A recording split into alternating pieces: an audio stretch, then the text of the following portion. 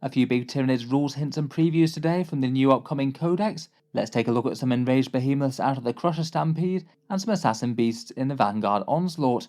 Let's take a look at the pattern for how armies in 40k are going to be getting detachments.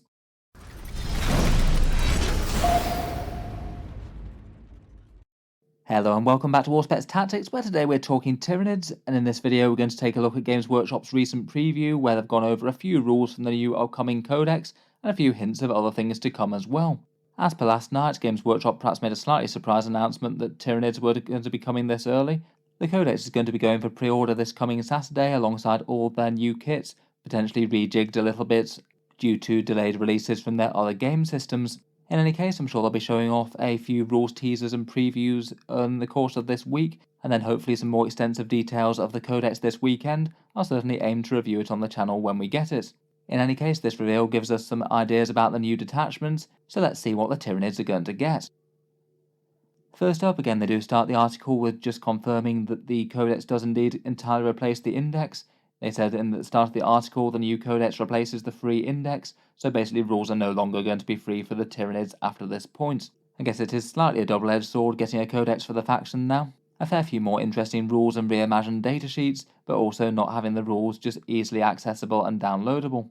In the preview they seem to hint that some datasheets would change, though not everything has changed from the Index. Apparently the standard Invasions Fleet detachment is staying the same. That's the one with the adaptive parts that you can get lethal hits against vehicles or sustained hits against infantry and things like that.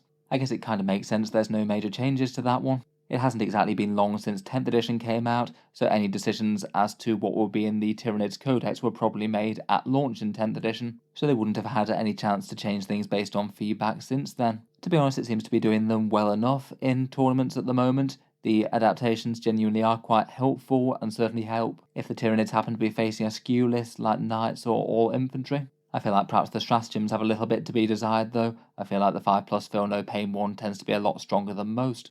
Otherwise though, they have given us the names for the 6 detachments in the Codex. There are going to be 6, and all of them are going to have 4 enhancements for characters and 6 stratagems to amplify the organisms that are contained within. It does look like the detachments are really quite unit themed, not really different ways of playing with a more balanced army, but are very much focused on individual datasheets, and it looks like the categories are Crusher Stampede, Vanguard Onslaught, Unending Swarm, Assimilation Swarm, and Synaptic Nexus. For the previews for the rules today, it looks like we've got something fairly extensive for both the Crusher Stampede and the Vanguard Onslaught, but only really a few words as teasers for the other archetypes. Unending Swarm is perhaps unsurprisingly bonuses to Endless Multitudes units. I guess things like stratagems that can only be used on them, and a faction rule that's probably going to be tailored just to them. The Assimilation Swarm is kind of interesting. It sounds like a Tyranid sort of feeder beast type army maybe. For that one they talked about Haruspex is devouring the enemy. Maybe things like Psychophages and Rippers and things might fit in with that as well. Perhaps that's the kind of swarm that just processes a planet down to feed the hive mind. Finally, there's a Synaptic Nexus, which has a big picture of some Zoanthropes on. Probably going to be getting all sorts of enhancements and stratagems for Psychic Tyranids there. They do have quite a few of those now, particularly with the addition of the Neurotyrant, the Neurolictor, and the Norn Emissary. In any case, broadly sounds quite good fun.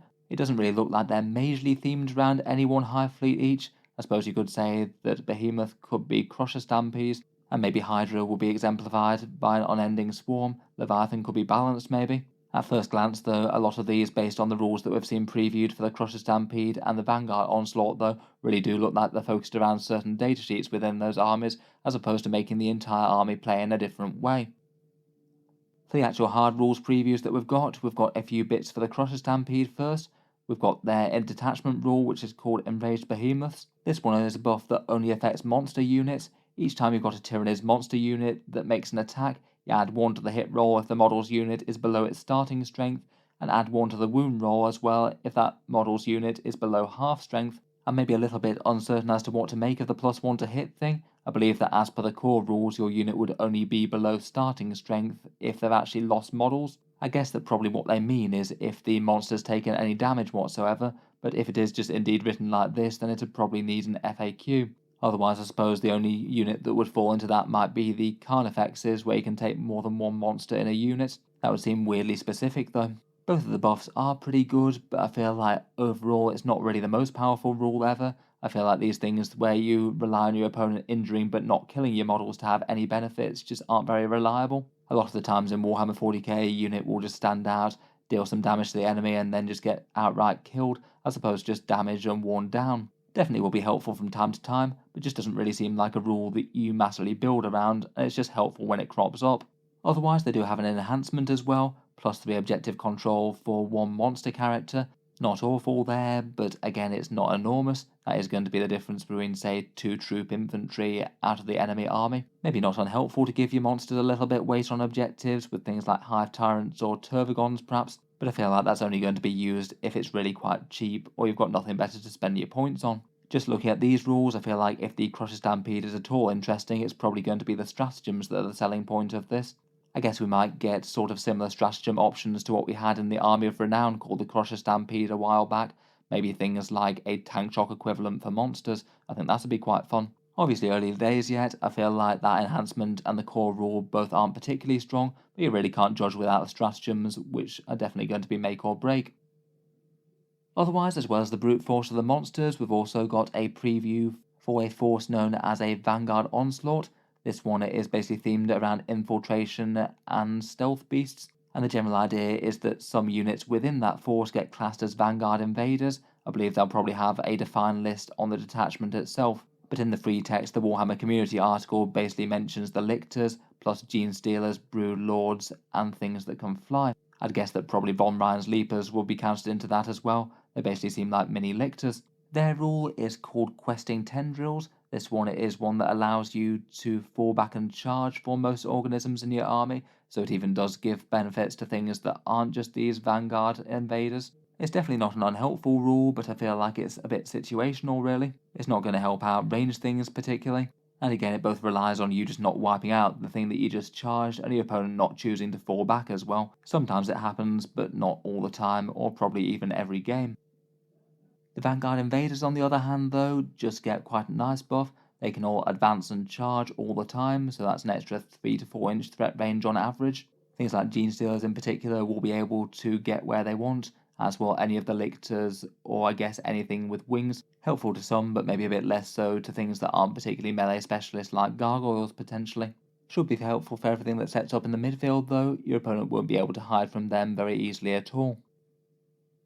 Otherwise for this one, they've previewed 3 other benefits. First up, Death Leaper can be the Warlord, which I feel is maybe not all that important. I guess it's very thematic to have the Alpha Lictor take charge, I suppose, but it's not like you get any enhancements or any in-game benefits for being Warlord, so it feels like a bit more of a theme thing there, or occasionally important for enemies that have to slay the Warlord for one objective or another. Then we've got previews of a Chameleonic enhancement. A Vanguard Invader unit gets stealth and their unit gets the benefit of cover. You could put that on a Wings Prime apparently according to the preview, so you could have a annoying to remove Gargoyle unit if you'd like. I suppose that could be handy enough to make some Tyranid warriors harder to kill at range as well, if they get a little bit more efficient points wise. Finally, they showed off one command point stratagem called Assassin Beast. A Vanguard Invader unit gets precision in melee. I guess not too unhelpful to have on tap when you most need it. If Vanguard Invaders are just indeed stealth things and things that fly though, it might just not really apply to all that many units. The Lictor and Death Leaper already seem to have precision, or at least they do in the index version. I guess it might kind of be relevant for Gene Stealers. They probably have enough attacks to claw down enemy characters, I suppose. Again though, I'd kind of hope that a few of the other stratagems are a little bit stronger and have some options for maybe jumping on and off the board with their stealth type tricks. I feel like the previews from this one are alright, though not enormously crazily standout. In any case, looking forward to seeing what else is coming for the Tyranids. Be fun to see any Norn Emissary or other profiles that they come out with over the week, and I'll certainly try and cover them on the channel if they do show them off. If you've enjoyed, then feel free to subscribe to Auspex Tactics, or check back later if you'd like to see more like this. I do tend to keep the regular 40k videos coming, with new ones out just about every day.